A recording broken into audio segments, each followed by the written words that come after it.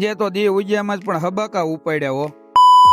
તો કેમ છે બધા ડ્રાઈવર ભાઈઓ? આશા કરું છું બધા મજામાં જ હશો અને ફરીવાર સ્વાગત છે તમારું એક નવા મિની બ્લોગ ની સાથે. જે તો કાઈ મારી દુખેરી ઓફિસે જવાનું નહોતું પણ એક બીજું દુઃખ હાંઠીઓ થઈને બેઠો હતું, કારણ કે મારા ગરીબડા મોટરસાયકલ ને પેટમાં હાંટીઓ સીડી હતી.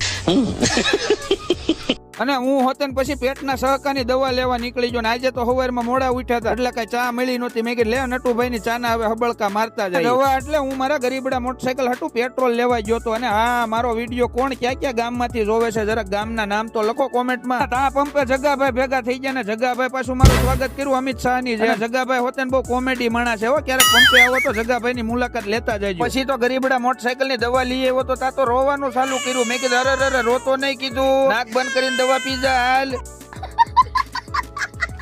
ઘરે આવીને જોયું તા તો અમારે માહુબેન ડ્રોઈંગ બનાવતા હતા અને રોજ હવારમાં આજ મારો વિડીયો ઉતારી દેશે હો મારી ઢીંગુડી. અને હું નીકળી ગયો પછી વાડી બાજુ રસ્તામાં જોયું તા તો વરસાદ આવવાનું ચાલુ થયું અને મોટા મોટા સાટા આવવાના. આપણે આ માઈક્યુ ખોલવી પાછી બંધ થઈ જાય, ક્યાંક સાટો ભટકાય છે કે આંધળા થવું ભાઈ.